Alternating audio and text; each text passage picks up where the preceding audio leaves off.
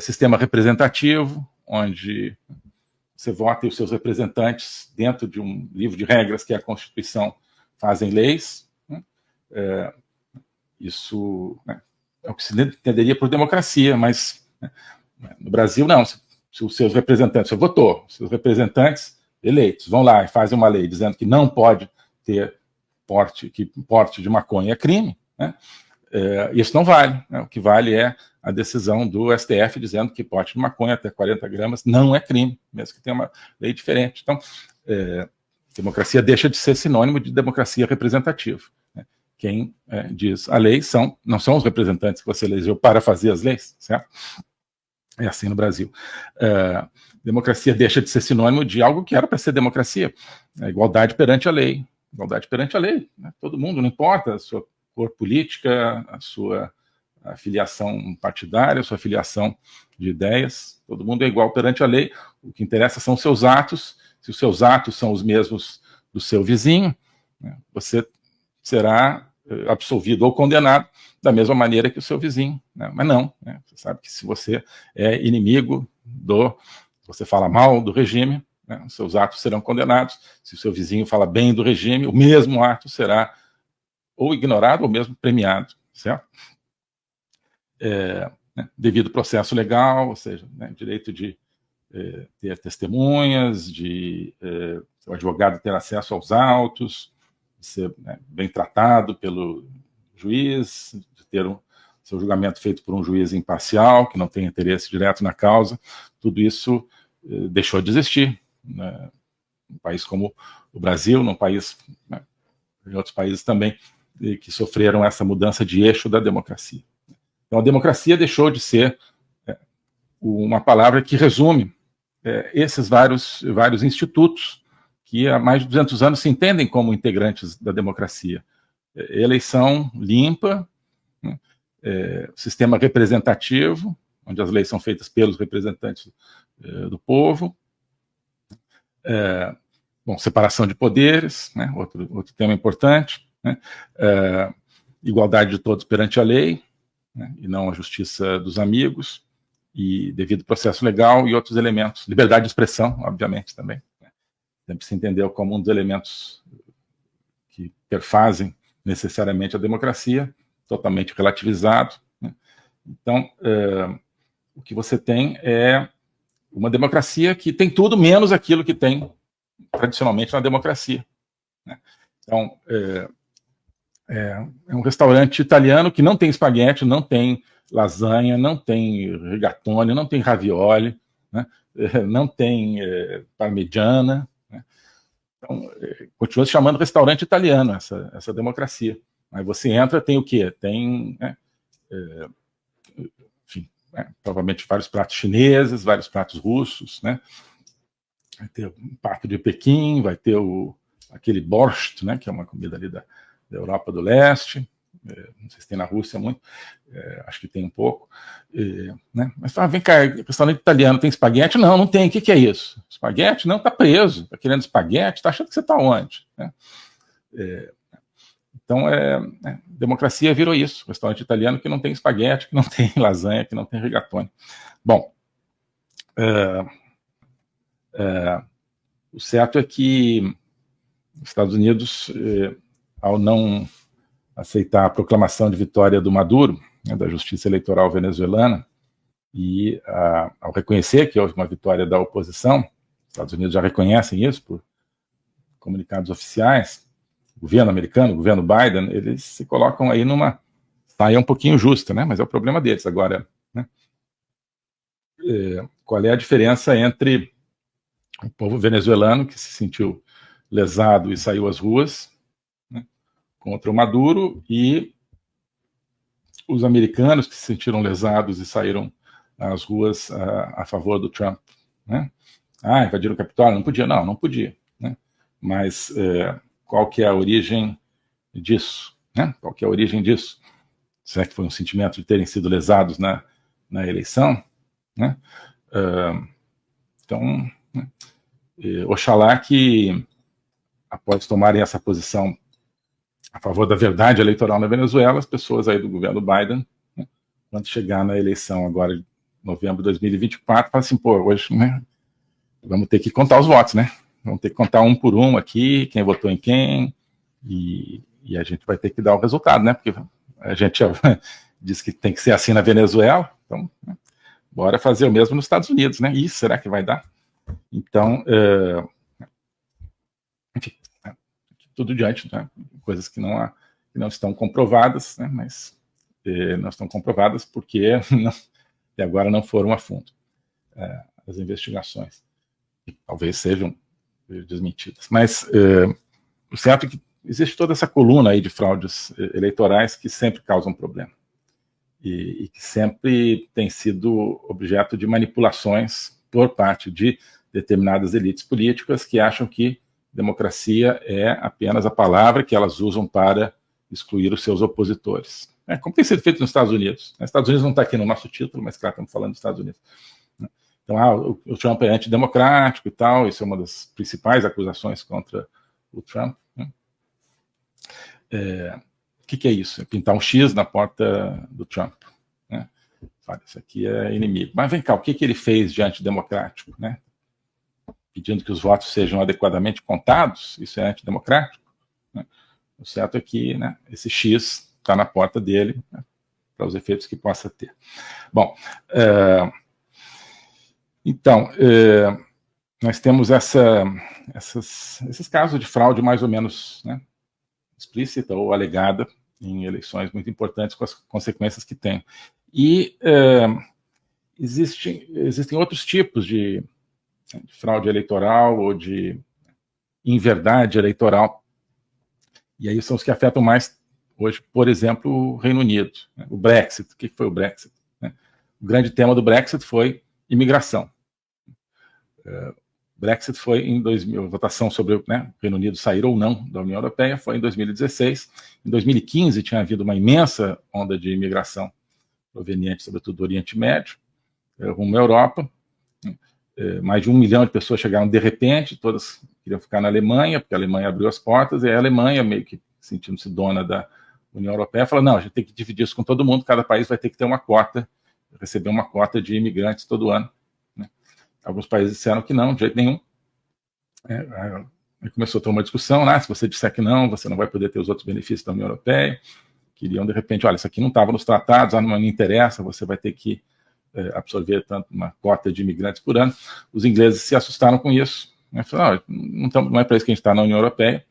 E foi o grande tema, claro, vamos sair, porque senão a União Europeia é um esquema que daqui a pouco vai te obrigar a absorver uma quantidade ilimitada de imigrantes. Não é o que os ingleses quiseram, eles votaram apertado, mas votaram, né, de acordo com as regras, mais ou menos 51% pela saída da União Europeia, o Brexit, né? E no dia seguinte, as elites britânicas começaram a tentar enrolar, mas não conseguiram enrolar completamente. E houve, né, na prática, uma saída assim, na letra, uma saída do Reino Unido da União Europeia. Mas o tema principal não foi tocado, que é a imigração. Continua havendo uma imigração maciça para o Reino Unido, independente ou não dessas cotas europeias. Né? Olha, nossa sociedade está sendo destruída pela imigração ilimitada, o que levou as pessoas a votarem no Brexit. Está aí, agora estão aí os imigrantes, né? Reinando em cidades e bairros inteiros, em muitos casos cometendo violência. Todos são violentos? Não, né? Mas infelizmente muitos são. E os cidadãos britânicos, então, vem cá, o que é isso? Né? Por que a gente votou no Brexit? Então, tudo que foi feito ou não feito desde 2016, e principalmente agora a atitude desse governo trabalhista que acabou de assumir, não deixa de ser uma fraude, né? Porque não é isso que os britânicos escolheram. Bom, um outro exemplo disso que me ocorre, que tem muito a ver também com Venezuela e com aquilo que está acontecendo nas nossas fronteiras, que é o plebiscito na Colômbia em 2016. Tá? 2016, parte da elite política colombiana queria se dar bem com uma espécie de acordo com as Farc, com os guerrilheiros narco-socialistas das Farc. Né? O presidente Santos, que era o presidente da Colômbia naquele momento, queria fazer um acordo com as Farc para, digamos, em troca de que as Farc depusessem as armas, passarem a ser um partido político normal dentro da política colombiana. O que significava, na prática, repudiar toda a luta que tinha sido feita contra as drogas na Colômbia, que tinham salvado a Colômbia do esfacelamento por causa do narcotráfico e das guerrilhas marxistas narcotraficantes. Então, o governo colombiano do presidente Santos fez um acordo com as Farc e submeteu a plebiscito da população. E os colombianos rejeitaram, também por uma margem pequena, mas rejeitaram, mais 50%, a regra era essa. Rejeitaram o acordo, falaram, não queremos, né? Achamos que esse acordo não vai ser cumprido, ou isso vai beneficiar as Farc, não queremos que as Farc, que foram guerrilheiros, sequestradores, assassinos durante tanto tempo, tenham um espaço no nosso processo político democrático, né? E democraticamente rejeitaram. Mas a elite, essa parte da elite colombiana, né, pró-Farc, não aceitou. Não, pois é, o povo não sabe votar e tal, e né, deram uma mexidinha no acordo, e aí apresentaram o acordo para o povo de novo, não, para o Congresso. Conseguiram arrumar lá uma maioria parlamentar, não sei como é que se arruma uma maioria parlamentar na Colômbia, talvez seja semelhante a como é no Brasil, embora acho que não é tão ruim, mas conseguiram, né, e aprovaram um acordo. Com isso, né, todo aquele processo de acabar com a guerrilha narcossocialista foi jogado por água abaixo, volta a haver terrorismo na Colômbia, volta a haver uma esquerda narcotraficante que acaba chegando ao poder com o Petro em 2022, né? E está aí agora como um dos grandes elementos de suporte ao Maduro. Por quê? Porque fraudaram, digamos, o resultado de uma eleição, né? Que fraudaram a eleição, mas fizeram com que essa eleição não valesse. Então, isso tudo, né, nos mostra que existe uma morfologia comum nesses países. Né? Existe um governo mundial que manda fazer isso? Não, mas existe hoje um habitat político, né, que, por uma espécie de seleção natural, está favorecendo esse tipo de armação, esse tipo de regime que se apresenta como democrático, mas que viola os princípios básicos da democracia representativa, né, o voto sendo devidamente contado e computado de maneira limpa, liberdade de expressão, liberdade de associação, viola tudo isso, né, Estado de Direito, devido processo legal, né, regimes que violam tudo isso, né, continuam sendo considerados democráticos, mas que, desculpem abusar dessa imagem, mas que passam o tempo todo marcando de X a porta de grande parte dos seus cidadãos, né, que são cidadãos que não merecem mais nenhum tipo de proteção aos seus direitos, né, porque são considerados inimigos daquele regime, ou seja, né, o oposto da democracia, onde a lei é igual para todos e, né, se existe alguém, né, infringindo a lei, você vai lá, tem um processo, tem defesa e tudo isso, não é ter a sua porta marcada com X, a sua rede suspensa, seu passaporte cancelado, seu tornozelo, né, cintado por um mecanismo eletrônico. Oi, pessoal. Hoje eu queria convidar você, cada um de vocês, para fazer parte de um projeto, que é a Academia Folha Política. A Academia Folha Política é mais do que um curso, simplesmente. Ali dentro tem o meu curso de Logopolítica, agora também o curso sobre juristocracia, totalitarismo e resistência política. Tem outras iniciativas, como a Agenda 2030, de comentário de atualidades, tem vários vídeos, mas isso tudo cria um espaço. Não é apenas uma coleção de produtos individuais. Isso é um espaço de reflexão, um espaço de conexão entre as pessoas e, sobretudo, um espaço de autoconhecimento. Ali a gente está construindo um caminho, uma viagem para que cada um se conheça melhor a si mesmo, isso é a base de tudo, também para que nós, como brasileiros, conheçamos melhor o nosso país, que nós conheçamos melhor o tempo que nós vivemos no nosso mundo, que nós conheçamos melhor também a nossa civilização, a civilização ocidental. Isso tudo cria uma atmosfera de conhecimento. E o conhecimento é que conduz à liberdade, que conduz à libertação. Então, esse é o convite que eu queria fazer. Conhecer todo esse ambiente de uma construção conjunta. Passando a ser membro da Academia Folha Política, você não está adquirindo, portanto, um produto pronto, definido e acabado, como um curso definitivo. Não. É um processo do qual você vai participar. Um processo no qual você vai criar o seu próprio conhecimento. Tá bom? Então aqui tem a descrição, tem o link para ingressar na academia, tem a opção anual, a opção mensal, e eu tenho certeza que quem entrar vai se entusiasmar com esse projeto, vai se entusiasmar com essa construção. Tá bom? Abraço.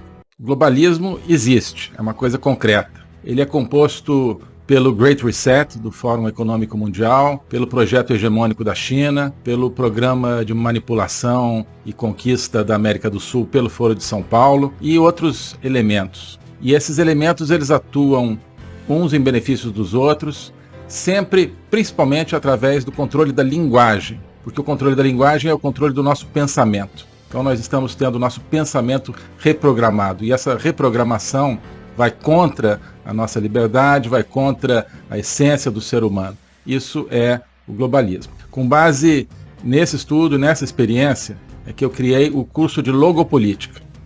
Toda semana eu dou aulas sobre geopolítica, literatura, filosofia, cultura de um modo geral, tudo isso em conjunto formando um espaço de conhecimento que eu denomino a logopolítica, para nós não apenas entendermos a ameaça do globalismo, mas podermos nos contrapor a ela. Se você quiser entrar nesse projeto de conhecer o globalismo e enfrentar o globalismo, clique aqui